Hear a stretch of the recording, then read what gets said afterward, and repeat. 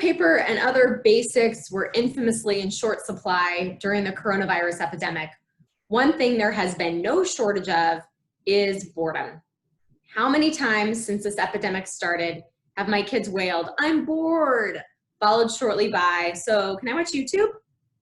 At first, I was reading up on boredom busters and projects to keep your mind and hands active. But then when my kids started claiming boredom, I started responding in a different way. And I just said, "That's great."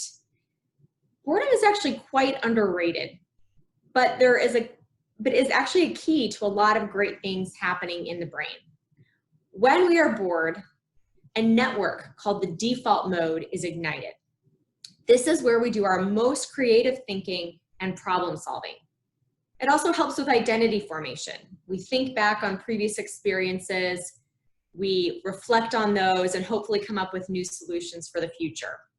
In those times, we also think about where we want to go and how we're going to get there.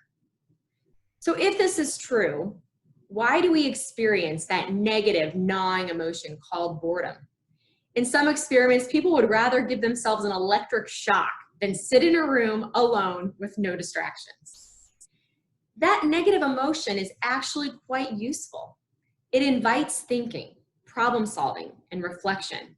It motivates us to do something to alleviate that negative feeling. If outside distractions like phones and electronics are not available, then we look inward, and that's where the creativity happens. For example, have you ever come up with your best idea when you're in the shower? Boredom can also even lead people to be more altruistic, because you might think and reflect about purpose and meaning during those times. The wandering mind also experiences a recharge after the constant onslaught we have of external stimulation. A few minutes of daydreaming allows kids to be prepared to re-engage and re-enter the next activity. We can support our kids in squeezing these benefits out of boredom.